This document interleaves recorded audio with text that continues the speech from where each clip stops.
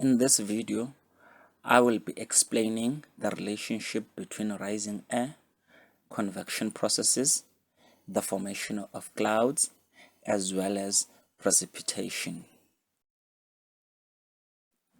First and foremost, all of these elements are interconnected and they play a very huge role in the weather cycle. Therefore, understanding this relationship is key to understanding the weather patterns we see every day on our daily basis. Now, let me explain this relationship in more details. Let's start with rising air.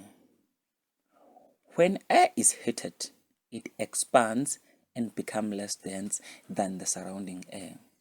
Therefore, this causes the warm air to rise, creating an area of low pressure below it.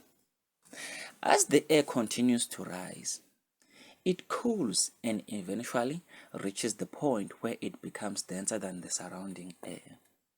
As a result, this causes it to stop rising and spread out horizontally. Now let us talk about convection processes. To begin with, convection refers to the movement of heat and moisture through the atmosphere. When warm air rises, it carries water vapor with it. Therefore, this water vapor can eventually condense into liquid water, becoming into clouds or forming clouds. As a result, these clouds can produce precipitation such as rain, snow, or hail. Therefore, this entire process, from the rising air to the formation of clouds and precipitation, it is known as convection process. Now, let's dig a little bit deeper into the formation of clouds.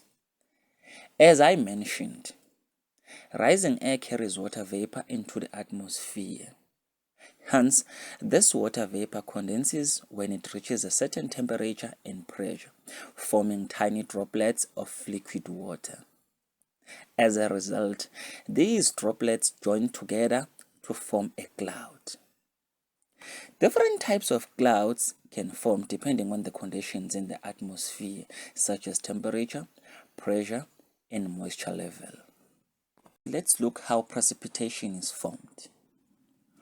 When enough water droplets collect in a cloud, they become too heavy for the air to hold them and they begin to fall.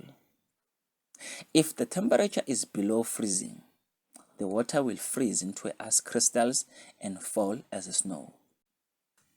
Furthermore, if the temperature is above freezing, the water will fall as rain.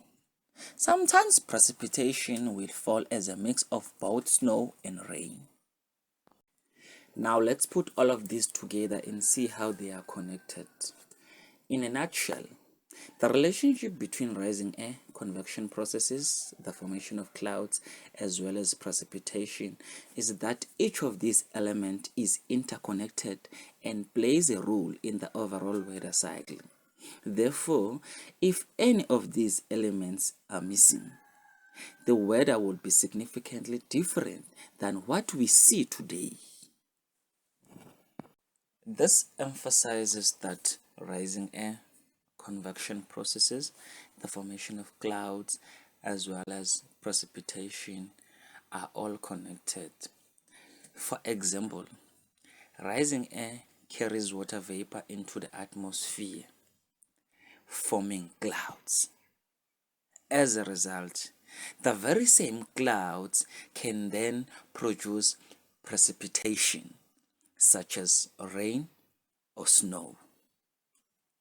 And this entire process is known as convection process.